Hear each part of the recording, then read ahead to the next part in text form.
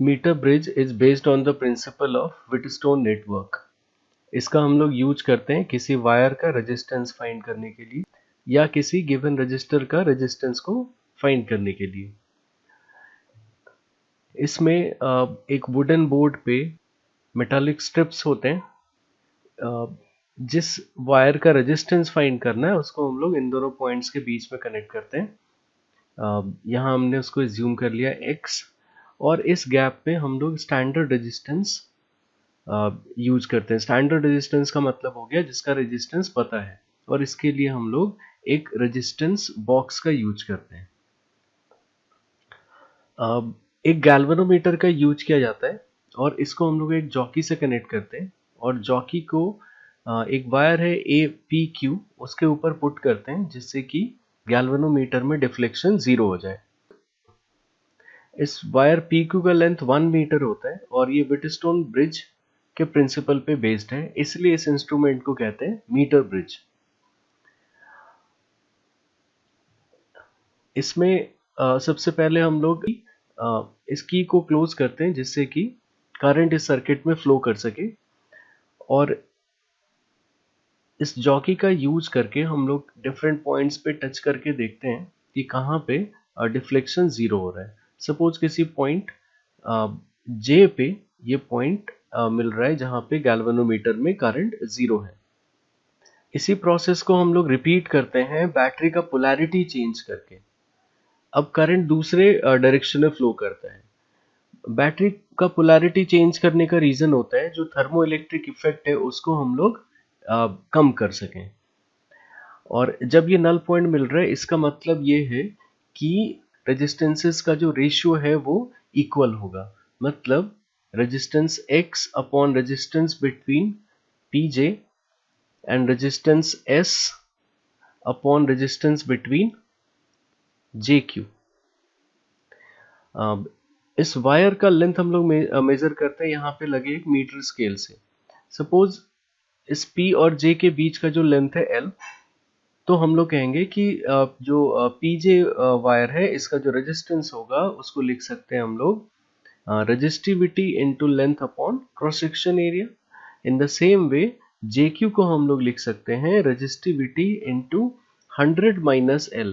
L को हम लोग यहाँ सेंटीमीटर में यूज करेंगे, और जो वायर PQ हम लोग यूज करते हैं वो यूनिफॉर्म क्रॉस सेक्शन का होता है। ये वायर PQ, इसलिए दोनों जगह सेम क्रॉस सेक्शन एरिया हमने यूज किया है। तो इसको सॉल्व करने से जो इक्वेशन आता है, this equation is x is equal to L upon 100 minus L into S।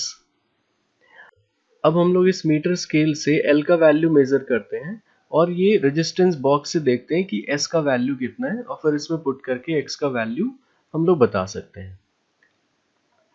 लेकिन हमारा काम यहीं पे खत्म नहीं हो जाता, इसमें कुछ एरर्स प्रोड्यूस हो सकते हैं जिनको हमें मिनिमाइज करना होगा या दूर करना होगा। जैसे इस वायर PQ के नीचे जो स्केल लगा हुआ है उसका 0 वायर के एग्जैक्टली एंड पे नहीं होता। मतलब इसके लेफ्ट में जो वायर का पार्ट है उसका लेंथ हम लोग इंक्लूड नहीं कर पा रहे हैं। इस एरर को हम लोग कहते हैं एंड करेक्शन।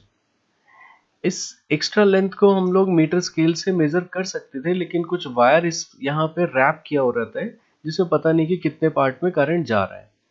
तो इसको हम लोग एक दूसरे मेथड से मेजर करते हैं दोनों एंड्स पे कितना एरर है।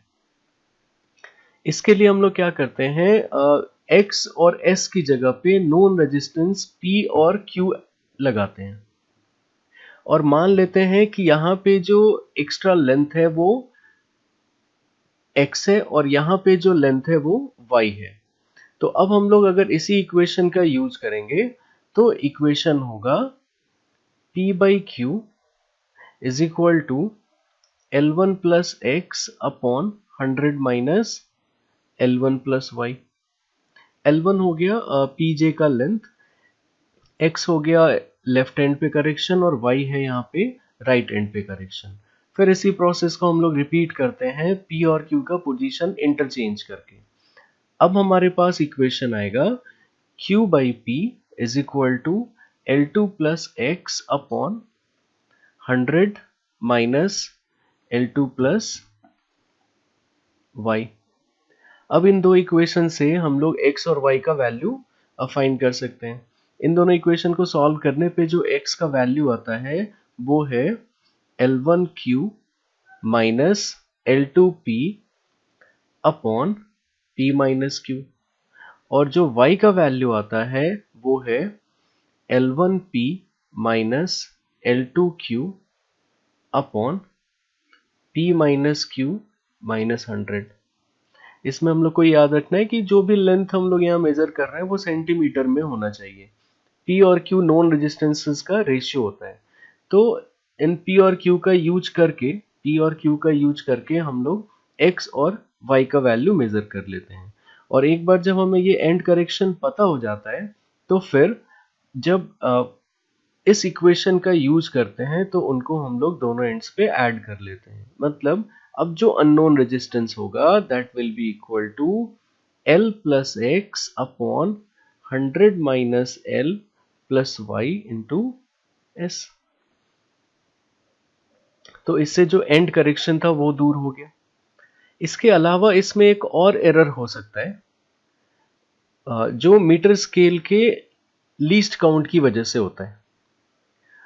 उस एरर को पहले हम लोग फाइंड करके देखते हैं कि वो एरर कितना होगा और फिर देखेंगे कि उसको कैसे मिनिमाइज किया जा सके।